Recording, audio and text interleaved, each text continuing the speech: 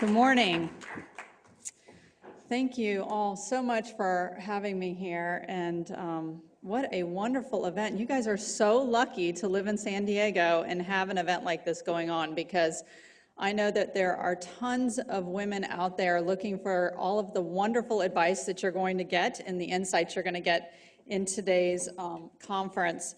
And I'm particularly delighted to be here because when I got an email from Cindy Robinson, who I've known for many, many years, I love the Parent Connection. I talk about it all over the United States and say what a wonderful group of moms they have in San Diego with the Parent Connection.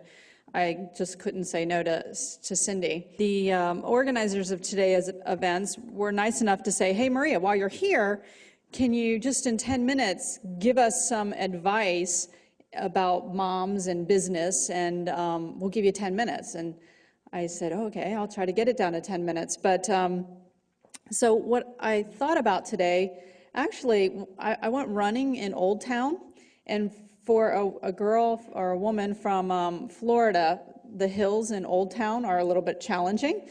And as I was running, and of course I was running, everybody else in California was sleeping because I was up so early. I was thinking about the fact that, you know, I've been in business for 15 years now, and business is kind of like those hills in Old Town.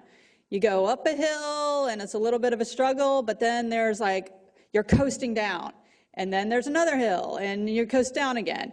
And I was really thinking, okay, what got me up those hills in the last 15 years? And where were the surprises when I was coming down the hill? And believe me, there's been a lot of hills in my career. But I've been fortunate to have mentors. I hate to say this, but they were all men. But I've worked for and with some of the most powerful businessmen in America and around the globe. And I've had the opportunity to really meet some wonderful female CEOs and founders of companies. And so what I thought I'd do is just kind of run down the list of kind of the lessons that I've learned from each of them, because I kind of believe in the Dalai Lama when he says, don't lose the lesson. So with every person I meet in life, I try to take one lesson from them. And I thought I'd run down some of the people that I have met in my career and give to you the lessons that I've learned from them. First of all, and I was also thinking today that women approach business a little bit different than men, and I think it has to just do with our makeup. So I'm going to give you a little commentary on the men's comments that I learned. Number one came from Steve Berard, who was the president of Viacom and the president of Blockbuster Video, who I worked with for several years. And he used to say to me, because I would evaluate business plans that he was going to invest in and businesses that they were going to acquire. I worked on the acquisition of Alamo Rental Car and National Car Rental and John Elway's car dealerships. And he used to say to me, where's the exit strategy? And in reviewing business plans of women, what I find is, and here's the women part, we love being in love, and we fall in love with our businesses. And when we create our businesses, we don't have an exit strategy. Now, I don't know about you, but when I started my business, the idea was, you know, of course, flexibility and all that stuff that really doesn't happen, but I wanted to make money at it. And if you don't have an exit strategy, a lot of times you can fall in love with the wrong idea, and you can miss out on the real opportunity to make money in your business. So when you're writing your business model, don't forget about the exit strategy, because you don't want to fall in love with an idea that may have a flaw in it and miss the opportunity on one of those downhills for what you could be learning in another opportunity that might be greater than the one you currently are pursuing. So don't forget the exit strategy. Michael Egan, who is the founder of Alamo Rental Car and theglobe.com, he said to me one day, you know, Maria, it's really great you do all this consulting and marketing work and blah, blah, and everything you do, But how do you make money when you sleep? And if you think about it, if you're a consultant or you're selling a product to people who have to see you face to face, you are only going to make as much money as there are hours of your day. And if you're a mom, you have a few less than some other people, okay? So ask yourself, how are you going to make money when you're sleeping?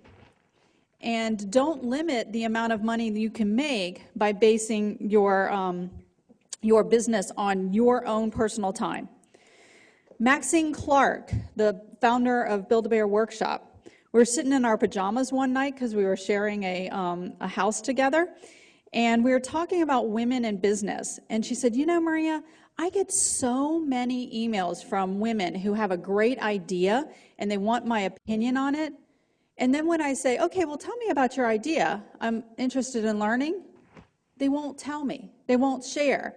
They literally suffocate their business because they're afraid that someone else is going to steal it. Well, you know what? There's really no original idea out there, okay? It's how you market it. It's how you brand it. It's how you differentiate yourself. It's the passion that you put behind it. So be careful. Yes, you know, get your name trademarked and, you know, but people send me NDAs all the time and they're like, will you sign an NDA? And I'm like, yeah, whatever. It's just worth what the piece of paper it's written on, quite honestly. But anyways, don't be afraid to share your ideas. Even if they're not really an idea you think you can bring to life, just saying it to someone may bring another opportunity to you. Then there's a couple of lessons that I've learned that I want to share with you. Number one, once you get going in a business and people see that you start becoming successful, so many people want to partner with you, okay? And they see your passion for what you're doing and they're like, oh my gosh, we can do something together. What I've learned is no one is going to promote your business or your product like you. No matter how much you pay them or hire a publicist or whatever, it's all about you. Because your passion cannot be replicated very easily. So when anyone ever, I learned my lesson the hard way, when anyone ever comes to me and says, oh my gosh, Maria, we got to be a partner because you can do this and I can do this, I always give them the first task to do.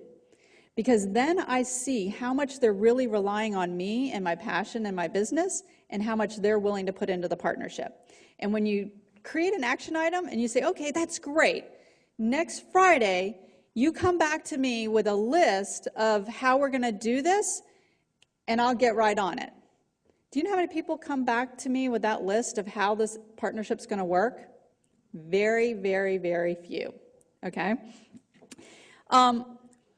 Moms and women have the worst habit of this. We don't ask for enough. We underprice. We fall in love with our business and our product, and we never ask for enough money.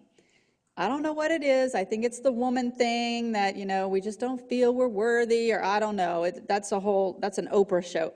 But I do know this, is that when you don't ask for the money, and if you are uncomfortable asking for the money, let someone else on your team do it. And I'll give you an example. Someone came to me one time and they asked me to speak, and it was between me and this other woman.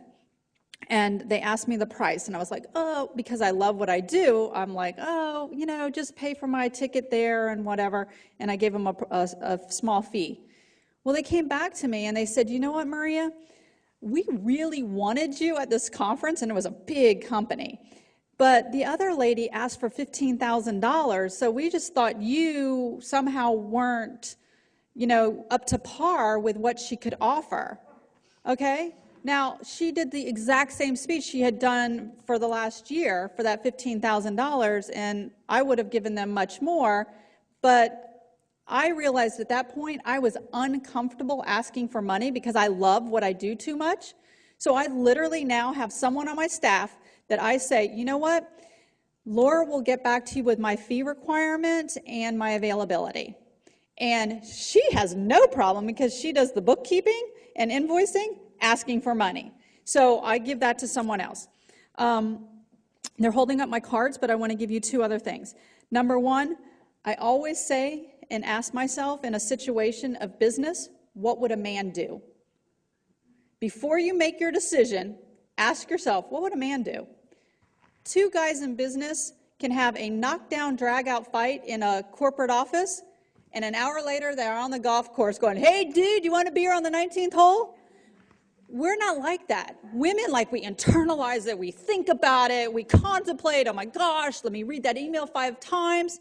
I mean, last week I did the worst thing I've ever done in my career, and I basically, like, sent an email to someone with the F word in it. And my business partner in one of my companies is a guy in finance, and he's like, oh my gosh, Maria, that was the most unprofessional thing you ever did. I'm like, oh, give me a break. You are a man, and you have heard much worse than what I just said.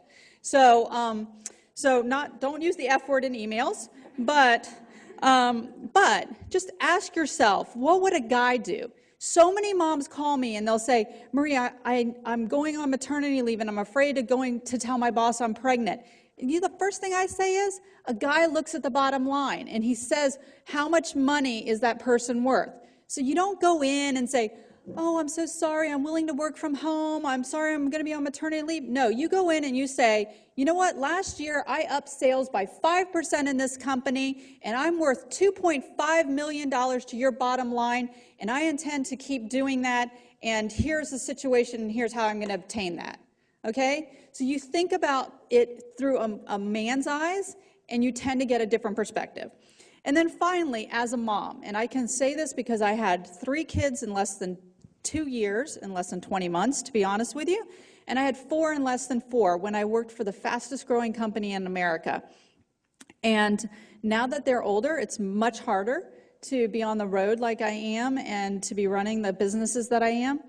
But my best advice to you now that I have teenagers is when you are home, and you may be running your business from home, but when you are with your children, be present. That means if you're on your computer and they come up to you and they say, oh, Mommy, look, you literally, this is the habit that I've gotten myself into, you look at the whites of their eyes, because they'll know that you're not present when you're just like looking at your BlackBerry and answering the question. But I look at the whites of their eye, and I know in my heart that I'm present. So I would just encourage you, because that's the hardest thing, is you get in that gray area where you're trying to answer phone calls and you think it's the most important thing in that conference call that you're on, but be present. So as you start today, I wanted to throw out my favorite saying so that I can introduce our keynotes. And my favorite saying is, if you always do what you've always done, you're always going to get what you've always gotten, okay? So as you go through today, I really encourage you to be open to looking outside of your current business plan, learn and listen from the people around you, ask questions, and most importantly, ask yourself, what if?